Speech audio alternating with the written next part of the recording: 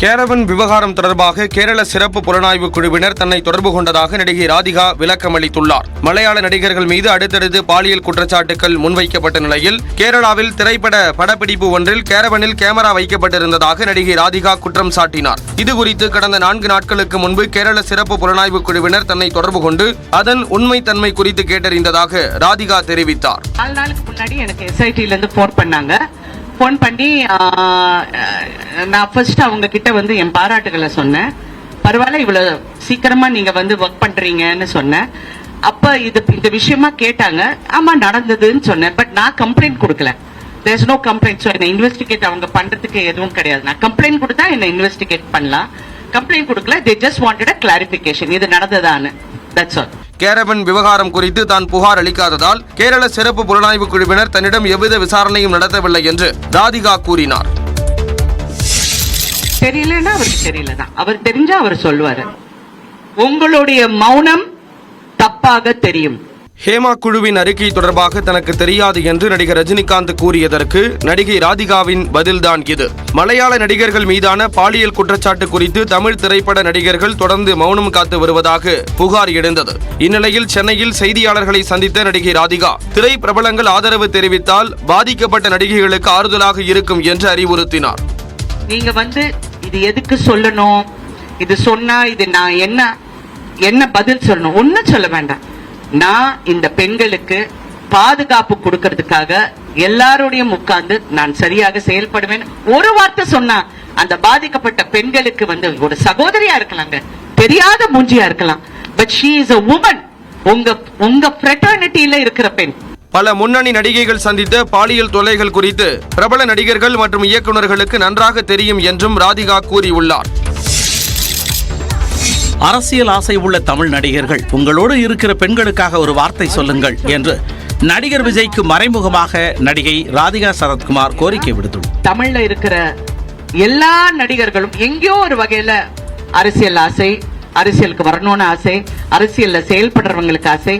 நீங்க எல்லாம் மக்களுக்காக பேச போறீங்களே, உங்க கூட இருக்கிற பெண்களுக்காக ஒரு வார்த்தை சொல்லுங்க. பெண்கள் குறித்து தவறாக பேசுபவர்களை சினிமா தொடர்பான அனைத்து நிகழ்ச்சிகளிலும் தடை செய்ய வேண்டும் என்று பைல்வான் ரங்கநாதன் குறித்தும் வலியுறுத்தினார். நான் நடிகர் சங்கத்தையும் ப்ரொடியூசர்ஸ் கவுன்சிலுக்கு வைக்கிற ஒரே ஒரு வேண்டுகோள், இந்த மாதிரி தவறா பேசுறவங்களை எந்த சினிமா சம்பந்தப்பட்ட நிகழ்ச்சிக்கு பேன் பண்ணுங்க.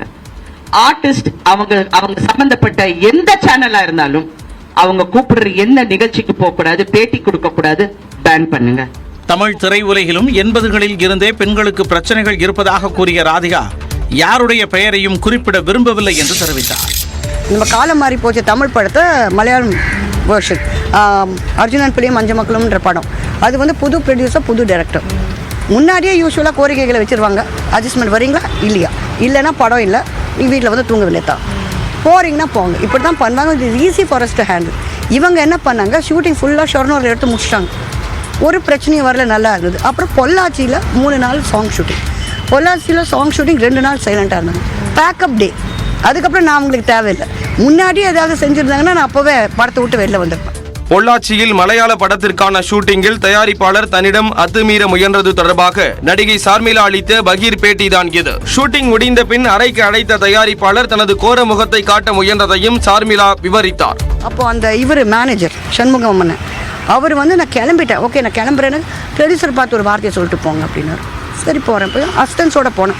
அசிஸ்டன்ஸ்லாம் எதுக்கு, அவங்க கீழே இருக்கட்டுமே, பேக்லாம் இங்கே இருக்குது, எல்லாம் தூக்கிட்டு வாங்க, அப்படியே பார்த்துட்டு போய் கிளம்ப வேண்டியதானே, எதுக்கு நீங்கள் அங்கே போய் பார்த்தா தான் தெரியுது எல்லாமே தே ஹேவிங் ட்ரிங்க்ஸ் குடிச்சிட்டு உட்காந்துருந்தாங்க. So they waiting for me to come. And இவங்க வந்ததில் அவங்களுக்கு ஒன்று வாங்கினா ஒன்று இலவச மாதிரி அசிஸ்டன்ட், லேடி அசிஸ்டண்ட்டும் கிடச்சிட்டாங்க. ஸோ அதனால இவங்களுக்கு என்ன பவுன்ஸ் பண்ணி அவங்க புடவையை பிடிச்சி இழுத்து கொண்டு கலாட்டா பண்ணி இப்போ ஏன் கிட்டே வந்தாங்க, அப்ரோச் பண்ணாங்க. அசிஸ்டன்ட் எங்கள் 2 பேருக்காக இஸ் ரிவார்ட்டிங். அவனை போட்டு அடின்னு அடிக்கிறாங்க. ஒருத்தன் கட்டி பிடிச்சான், கையை கடிச்சு விட்டுட்டு ஐரான். தவறாக நடக்க முயன்றவர்களை காவல்துறையிடம் ஒப்படைத்து உடனே தண்டனை பெற்றுக் கொடுக்கப்பட்டதாக சார்மிளா தெரிவித்தார். மலையாள திரைப்படத்தில் பாலியல் தொல்லையை அனுபவித்ததாக குற்றம் சாட்டிய நடிகை சார்மிளா தமிழ் திரையுலகில் தான் பாதுகாப்பாக உணர்ந்ததாக கூறியுள்ளார். I'm pretty safe in Tamil, I can tell you. ஏன்னா நான் இது வரைக்கும் ஒரு 9 படம் ஹீரோயினாக பண்ணியிருக்கேன். நான் ஒர்க் பண்ண டீமெல்லாம் நல்ல டீம். அதனால் they didn't give me anything. And சும்மா கால் பண்ணி அட்ஜஸ்ட்மெண்ட் என்ன calls didn't come at all. So அதனால் எனக்கு இங்கே வந்து it is more safe and comfortable for me to work Tamil. அது மட்டும் இல்லை, தமிழில் வந்து என்ன ஒரு இதுனாக்கா ஒன்ஸ் யுவர் ஏஜ் உங்களுக்கு அம்மா அந்த ஒரு ஸ்தானம் வந்தது. உனக்கு கல்யாணம் ஆகி குழந்தை வந்துச்சுன்னா அம்மான்ற ஒரு ஸ்தானம் வந்தது. அங்கே வந்து வயசானா கூட பார்க்குறாங்க. இப்போ வரைக்கும் நீங்கள் பார்த்தீங்கன்னா ஒரு சின்ன பையன் கூட வந்தாக்கா ஆர்மியில் அல்ல அப்படின்வோம். ஸோ அப்படி இருக்கும்போது they look at you like a material to be used. இங்கேனாக்கா அக்கா அம்மா அந்த ஸ்தானத்தில் போயிடுது, அங்கே அப்படி கிடையாது. பாலியல் தொடர்பாக தமிழ் திரைத்துறையினரிடமிருந்து எந்த அழைப்பும் வந்ததே கிடையாது என்றும் சார்மிளா தெரிவித்தார். நடிகைகள் யாரும் தங்களிடம் இதுவரை பாலியல் புகார்கள் எதுவும் தெரிவிக்கவில்லை என்று தமிழ்நாடு மகளிர் ஆணைய தலைவி குமரி தெரிவித்துள்ளார். தமிழ் சினிமாவிலும் பாலியல் தொல்லைகள் இருப்பதாக முன்னணி நடிகைகள் கூறி வருவது பற்றி எழுப்பப்பட்ட கேள்விக்கு இவ்வாறு பதிலளித்தார். பிரபலங்கள் வந்து திரைத்துறையில் இது போல இருக்கு, தமிழ் இண்டஸ்ட்ரியிலும் இருக்குன்னு சில புகார்கள் அவங்க கிட்ட தெரிவிச்சதா சொல்றாங்க. உண்மையா? தப்பு. அந்த மாதிரி யாருமே செலிபிரிட்டி புகார் தெரிவிக்கல. என்னன்னா முதல்ல நாங்கள் அந்த கமிட்டி வந்து இந்த ஏமா கமிட்டி வந்து பரிந்துரையெல்லாம் வந்தப்புறம் இங்கேயும் நாங்கள் ஐசிசி கமிட்டி வைக்கணும், அதாவது உள்ளக புகார் கமிட்டி வைக்கணும், அதுக்கு வரைமுறைகள் என்னன்னு கேட்டாங்க. தவிர அந்த மாதிரி செக்ஷுவல் ஹராஸ்மெண்ட்லாம் இருக்குதுலாம் எங்கிட்ட எதுவும் சொல்லல. அந்த மாதிரி புகார் யாரும் சொல்லல. பாலியல் புகார்களை விசாரிக்கும் ஐசிசி குழு பற்றிய விழிப்புணர்வை ஏற்படுத்த வேண்டும் என்று அவர் கேட்டுக்கொண்டார். விசாகா கமிட்டி இருக்குதான், என்னன்னா அந்த விசாகா கமிட்டி இருக்குது என்பதை வந்து ஒரு விழிப்புணர்வு கொண்டு செல்லணும்ன்றதை அவங்ககிட்ட சொல்லியிருக்கேன். அது தெரிஞ்சிட்டாவே அவங்க வந்து அந்த கம்ப்ளைண்ட்டை கொடுப்பாங்க. ஸோ ஒரு கமிட்டி இருக்குதுன்றது விழிப்புணர்வு தெரியணும், அதை அவங்க செய்ய சொல்லியிருக்கேன். நான் சின்னத்திரை தொடர்பான பாலியல் குற்றச்சாட்டில் 3 புகார்களில் மகளிர் ஆணையம் நடவடிக்கை எடுத்துள்ளதாக குமரி தெரிவித்தார்.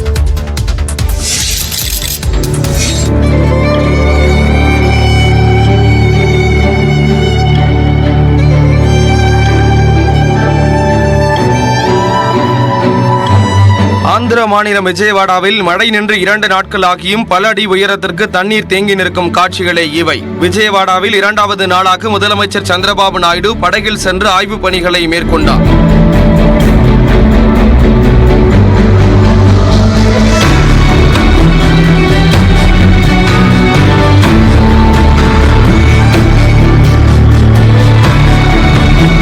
விஜயவாடாவில் வெள்ளம் சூழ்ந்த பகுதிகளில் ஹெலிகாப்டர் மூலம் குடிநீர் விநியோகம் செய்யப்பட்டது. மேலும் விஜயவாடா கனகதுர்க்கை அம்மன் கோயில், அட்சய பாத்திரம் தன்னார்வ அமைப்பு, தனியார் ஹோட்டல்கள் உள்ளிட்டவை மக்களுக்கு உணவுகளை அளித்து வருகின்றன.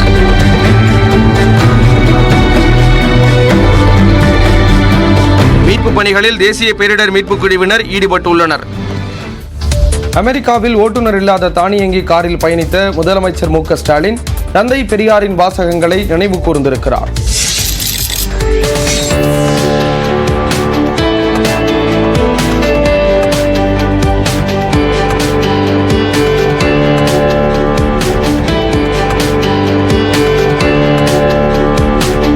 தமிழ்நாட்டிற்கு முதலீடுகளை ஈர்க்க அமெரிக்காவில் சுற்றுப்பயணம் மேற்கொண்டுள்ள முதலமைச்சர் மு.க. ஸ்டாலின் சான் பிரான்சிஸ்கோ நகரில் பயன்பாட்டில் இருக்கும் ஓட்டுநர் இல்லாத தானியங்கி காரில் பயணித்த காட்சிகள்தான் இவை.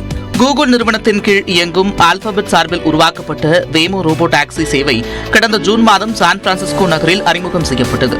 ஓட்டுநர் இல்லாமல் இயங்கும் இந்த ஜாக்குவார் ரக டாக்ஸி சான் பிரான்சிஸ்கோ மக்களுக்கிடையே பெரும் வரவேற்பை பெற்றுள்ளது.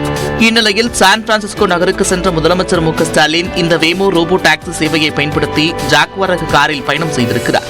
தற்போது பயன்பாட்டில் இருக்கும் ஓலா, ஊபர் ரக வாடகை கார் சேவை போல எதிர்காலத்தில் ஓட்டுநர் இல்லாத இந்த வேமோ ரோபோ டாக்ஸி உலகெங்கும் தனது சேவையை விரிவுபடுத்தும் என்றும் எதிர்பார்க்கப்படுகிறது.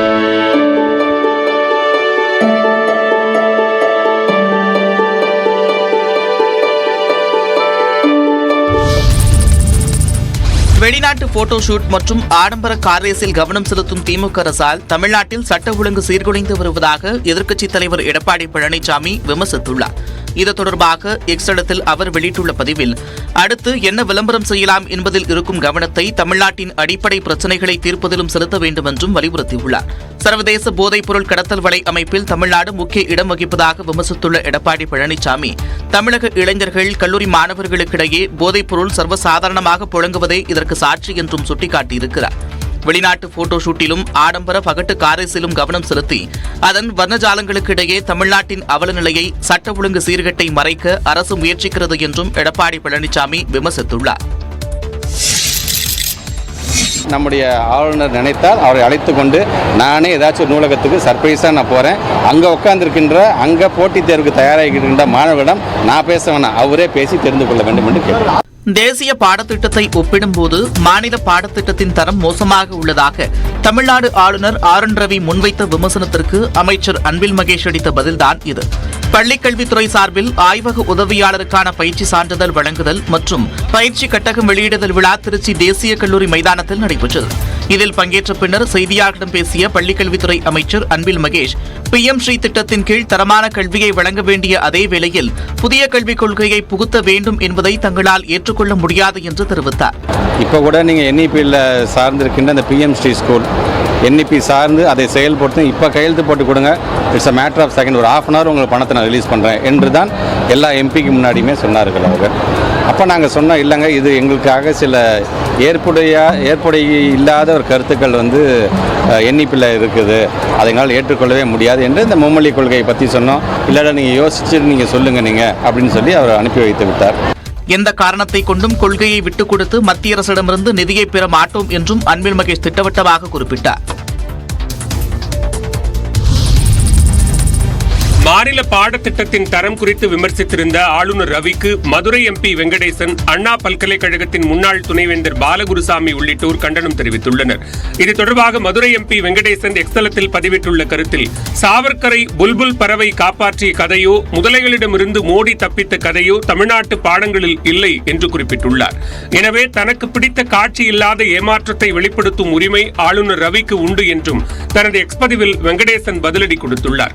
மத்திய அரசின் புதிய கல்விக் கொள்கைக்கு PRO போல செயல்படுவதை விட்டுவிட்டு தமிழ்நாட்டின் கல்விக் கொள்கையை பற்றிய தனது கருத்துக்கு ஆளுநர் வருத்தம் தெரிவிக்க வேண்டும் என்று தமிழ்நாடு காங்கிரஸ் கமிட்டி தலைவர் செல்வ பெருந்தகை வலியுறுத்தியுள்ளார். இதேபோன்று தமிழ்நாடு பாடத்திட்டம் குறித்த ஆளுநர் ரவியின் விமர்சனம் முற்றிலும் தவறானது என்று அண்ணா பல்கலைக்கழகத்தின் முன்னாள் துணைவேந்தர் பாலகுருசாமி தெரிவித்துள்ளார். இது தொடர்பான அவரது அறிக்கையில், தமிழ்நாடு பாடத்திட்டம் CBSE பாடத்திட்டத்திற்கு நிகரானது என்று விளக்கியுள்ள பாலகுருசாமி, 2016-2017 காலகட்டத்திலேயே தமிழ்நாடு பாடத்திட்டத்தின் தரத்தை அப்போதைய கல்வி அமைச்சர் செங்கோட்டையன் தனி குழு அமைத்து உயர்த்தியதாக கூறியுள்ளார். தற்போதுள்ள மாநில கல்வி திட்டத்தில் எந்த குறைபாடோ பிரச்சனையோ இல்லை என்று விளக்கியுள்ள பாலகுருசாமி, கற்பித்தல் முறையில்தான் மாற்றம் தேவை என்று சுட்டிக்காட்டியுள்ளார். 100 கோடி ரூபாய் நில மோசடி வழக்கில் கைது செய்யப்பட்ட அதிமுக முன்னாள் அமைச்சர் MR விஜயபாஸ்கரின் சகோதரர் சேகருக்கு 10 நாள் நீதிமன்ற காவல் விதிக்கப்பட்டுள்ளது. கரூரில் பிரகாஷ் என்பவருக்கு சொந்தமான 100 கோடி ரூபாய் மதிப்பிலான நிலத்தை சட்டவிரோதமாக பத்திரப்பதிவு செய்த வழக்கை CBCID விசாரித்து வருகிறது. இது தொடர்பாக அதிமுக முன்னாள் அமைச்சர் MR விஜயபாஸ்கர் ஏற்கனவே கைது செய்யப்பட்டு 15 நாட்கள் சிறை காவலுக்கு பிறகு பிணையில் விடுவிக்கப்பட்டார். இந்நிலையில் கடந்த 3 நாட்களுக்கு முன்பு MR விஜயபாஸ்கரின் சகோதரர் சேகர் முன்ஜாமீன் கோரி சென்னை உயர்நீதிமன்றத்தில் மனு தாக்கல் செய்தார். முன்ஜாமீன் மனு உயர்நீதிமன்றத்தில் நிராகரிக்கப்பட்ட நிலையில் அவர் எந்நேரத்திலும் கைது செய்யப்படலாம் என எதிர்பார்க்கப்பட்டது. இந்நிலையில் தலைமறைவாக இருந்த விஜயபாஸ்கரின் சகோதரர் சேகர் மற்றும் தோட்டக்குறிச்சி செல்வராஜை கரூரில் CBCID போலீசார் கைது செய்தனர். கைது செய்யப்பட்ட இருவரையும் தின்னப்பா நகரில் உள்ள CBCID அலுவலகத்தில் வைத்து சுமார் 3 மணி நேரம் விசாரணை நடத்தினர். பின்னர் கரூர் அரசு மருத்துவக் கல்லூரி மருத்துவமனையில் இருவருக்கும் பரிசோதனை நடந்தது. கரூர் குற்றவியல் நடுவர் நீதிமன்றத்தில் ஆஜர்படுத்தப்பட்ட நிலையில் சேகர் மற்றும் செல்வராஜை 10 நாட்கள் நீதிமன்ற காவலில் சிறையில் அடைக்க மாவட்ட விரைவு நீதிமன்ற நீதிபதி R. M. மகேஷ் உத்தரவிட்டார். செந்தில் பாலாஜி மீதான கீழமை நீதிமன்ற வழக்கின் விசாரணையை தாங்களே கண்காணிக்கப் போவதாக உச்சநீதிமன்றம் தெரிவித்துள்ளது. போக்குவரத்து துறையில் வேலை வாங்கி தருவதாக கூறி பணத்தை பெற்று மோசடி செய்த விவகாரத்தில் பாதிக்கப்பட்ட ஆரணியைச் சேர்ந்த Y. பாலாஜி என்பவர் உச்சநீதிமன்றத்தில் மனு தாக்கல் செய்தார்.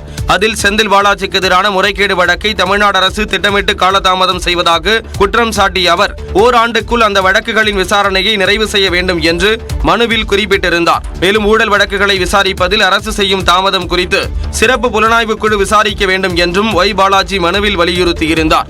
உச்சநீதிமன்றத்தில் இந்த வழக்கு விசாரணைக்கு வந்தபோது பல்வேறு முக்கிய உத்தரவுகளை நீதிபதிகள் பிறப்பித்தனர். கடந்த 7 மாதங்களாக தமிழ்நாடு ஆளுநர் இந்த விவகாரம் தொடர்பான ஆவணங்களுக்கு ஏன் ஒப்புதல் அளிக்காமல் தாமதம் செய்தார் என்ற கேள்வியை முன்வைத்த நீதிபதிகள், தமிழ்நாடு அரசு சார்பாக நியமிக்கப்பட்ட வாஷிங்டன் தனசேகர் என்ற சிறப்பு வழக்கறிஞர் அவருடைய கடமையை சரிவர உணர்ந்து பொறுப்புடன் நடந்து கொள்ள வேண்டும் என்று அறிவுறுத்தினர். செந்தில் பாலாஜி தொடர்புடைய இந்த வழக்கின் தற்போதைய நிலவரம் குறித்த கீழமை நீதிமன்றத்தின் அறிக்கையை தாக்கல் செய்ய உத்தரவிட்ட உச்சநீதிமன்றம் விசாரணை எவ்வாறு நடக்கிறது என்பதை தாங்களே கண்காணிக்க இருப்பதாக தெரிவித்து வழக்கு விசாரணையை 30ஆம் தேதிக்கு ஒத்திவைத்தனர்.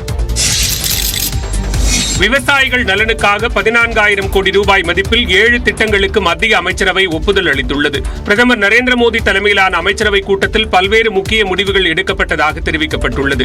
விவசாயிகளின் வாழ்க்கையை மேம்படுத்த தொழில்நுட்பத்தை பயன்படுத்தும் வகையில் டிஜிட்டல் வேளாண் திட்டத்திற்காக மட்டும் 2,817 கோடி ரூபாய் ஒதுக்கப்பட்டுள்ளது.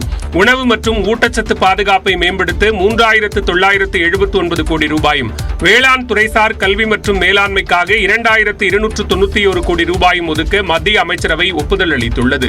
நிலையான கால்நடை ஆரோக்கியம் மற்றும் உற்பத்திக்கு 1,702 கோடி ரூபாயும், தோட்டக்கலை வளர்ச்சிக்கு 1,129 கோடி ரூபாயும் ஒதுக்கீடு செய்யப்பட்டுள்ளது. வேளாண் அறிவியல் மையத்தை வலுப்படுத்துதல், இயற்கை வள மேலாண்மை என மொத்தம் 7 திட்டங்களுக்கு சுமார் 14 கோடி ரூபாய் ஒதுக்கீடு செய்யப்பட்டுள்ளது. மேலும் 18,000 கோடி ரூபாய் செலவில் புதிய ரயில் பாதை திட்டத்திற்கும் மத்திய அமைச்சரவை ஒப்புதல் அளித்துள்ளது. இந்த ரயில் பாதை திட்டம் மகாராஷ்டிரா மற்றும் மத்திய பிரதேசத்தில் உள்ள 6 மாவட்டங்களை இணைக்கும் வகையில் மேற்கொள்ளப்பட உள்ளது. இதன் மூலம் இந்திய ரயில்வே வழித்தடம் மேலும் 309 கிலோமீட்டர் தூரம் அதிகரிக்கும் என்று மத்திய அமைச்சர் அஸ்வினி வைஷ்ணவ் தெரிவித்துள்ளார். உத்தரப்பிரதேசம் உள்ளிட்ட வட மாநிலங்களில் குற்றம் சாட்டப்பட்டவர்களின் வீடுகளை புல்டோசர் மூலம் இடிப்பதற்கு உச்சநீதிமன்றம் கடும் கண்டனம் தெரிவித்துள்ளது. உத்தரப்பிரதேசம், ராஜஸ்தான், மத்திய பிரதேசம் போன்ற வட மாநிலங்களில் ஆக்கிரமிப்பு வீடுகள் மட்டுமின்றி சிறு குற்றங்கள் புரிந்தவர்களின் வீடுகளும் புல்டோசர் கொண்டு இடிக்கப்படுவதாக உச்சநீதிமன்றத்தில் வழக்கு தொடரப்பட்டது. இந்த வழக்கு நீதிபதிகள் கவாய், விஸ்வநாதன் அமர்வில் விசாரணைக்கு வந்தது. அப்போது அரசு தரப்பில் ஆஜரான சொலிசிட்டர் ஜெனரல் துஷார் மேத்தா, கட்டடம் சட்டவிரோதமாக கட்டப்பட்டிருந்தால் கிரிமினல் வழக்கில் தொடர்புடையவர்களின் வீடுகளை இடிக்க முடியும் என வாதிட்டார். விதிமீறல் இருந்தால் மட்டுமே நடவடிக்கை எடுக்கப்படுவதாக அவர் விளக்கமளித்தார். அப்போது குறுக்கிட்ட நீதிபதி கவாய், கிரிமினல் வழக்கில் தொடர்புள்ளவர்கள் என்ற ஒரே காரணத்திற்காகவோ அல்லது குற்றவாளி என்பதாலோ அவரது வீட்டினை எப்படி இடிக்க முடியும் என கேள்வி எழுப்பினார். எனினும் ஆக்கிரமிப்பு வீடுகளை இடிப்பதில் தவறில்லை என்றும் அவர் தெரிவித்தார். புல்டோசர் நடவடிக்கை தொடர்பாக உரிய நெறிமுறைகளை வகுக்க வேண்டியுள்ளதாக அவர் தெரிவித்தார். உரிய நோட்டீஸ் அனுப்பாமலும் விளக்கமளிக்க அவகாசம் கொடுக்காமலும் ஏன் வீடுகள் இடிக்கப்பட்டன என மற்றொரு நீதிபதி விஸ்வநாதன் வினவினார். இருதரப்பு வாதங்களை கேட்டறிந்த நீதிபதிகள் வழக்கு விசாரணையை செப்டம்பர் 17ஆம் தேதிக்கு ஒத்திவைத்தனர். நாடு முழுவதும் அரசு பணியாளர்கள் தனியார்மய அச்சத்தில் இருப்பதாக மக்களவை எதிர்க்கட்சித் தலைவர் ராகுல் காந்தி குற்றம் சாட்டியுள்ளார். கடந்த சில நாட்களுக்கு முன்பு டெல்லி அரசு பேருந்தில் பயணித்த ராகுல் காந்தி அந்த வீடியோவை தனது எக்ஸ் பக்கத்தில் பதிவிட்டுள்ளார்.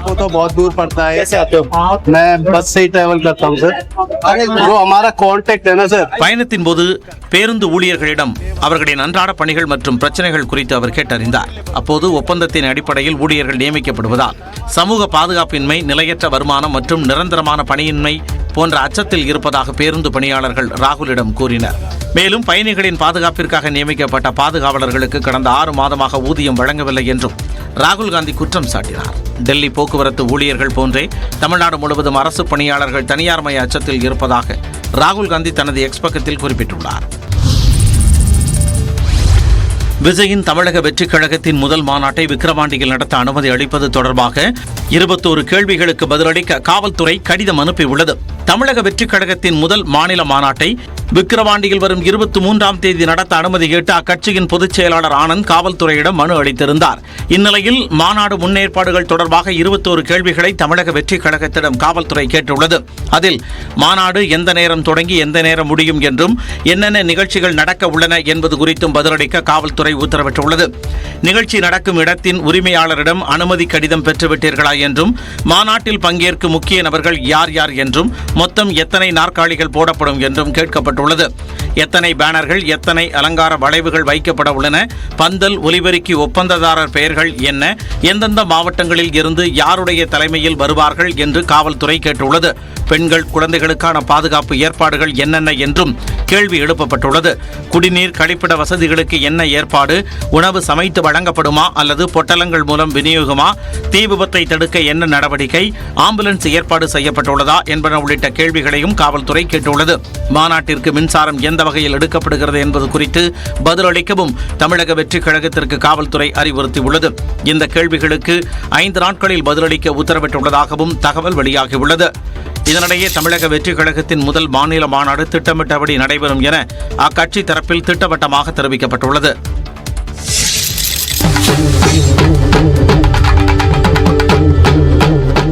வாழை படத்தை பார்த்து பாராட்டிய நடிகர் ரஜினிகாந்துக்கு இயக்குனர் மாரி செல்வராஜ் நன்றி தெரிவித்துள்ளார்.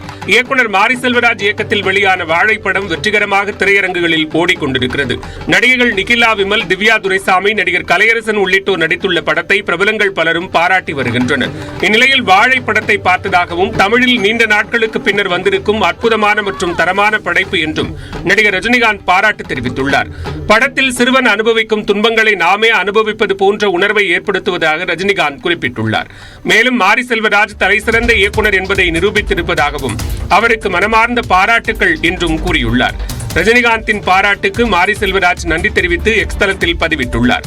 தங்களது புகைப்படங்களை தேடி தேடி பழைய தகரப்பெட்டிக்குள் சேகரித்து வைத்த அந்த சிறுவனின் பிஞ்சு விரல்களை கொண்டே எழுதி சொல்கிறேன், உங்கள் வாழ்த்திற்கும் அரவணைப்புக்கும் நன்றி சூப்பர் ஸ்டார் என குறிப்பிட்டுள்ளார்.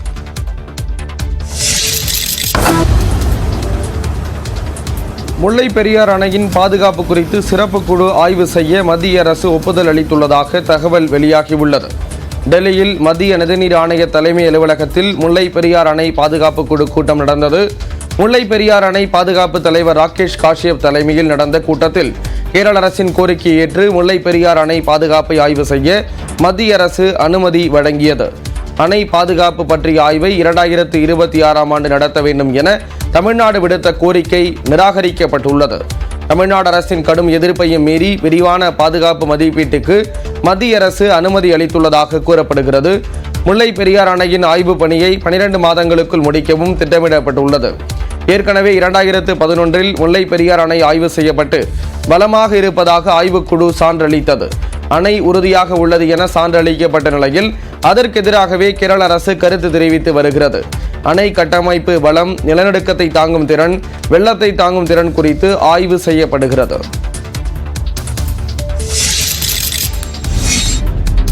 சென்னை சைதாப்பேட்டையில் முறையாக பதப்படுத்தாத ஆயிரக்கணக்கான ஆட்டுக்கால்களை உணவு பாதுகாப்புத்துறை அதிகாரிகள் கண்டு அதிர்ச்சி அடைந்தனர்.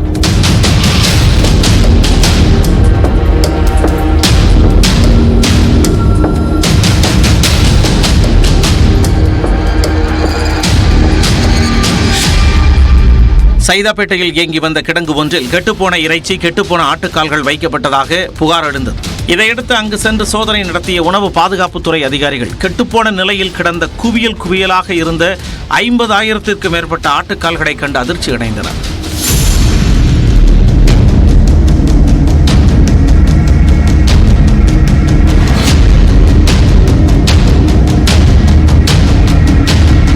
சந்தேகத்திற்கிடமான ஆட்டுக்கால்களை ஆய்வுக்கு அனுப்பிய போது அதில் உடலுக்கு தீங்கு ஏற்படுத்தும் அபாயகரமான கிருமிகள் இருந்தது கண்டுபிடிக்கப்பட்டது.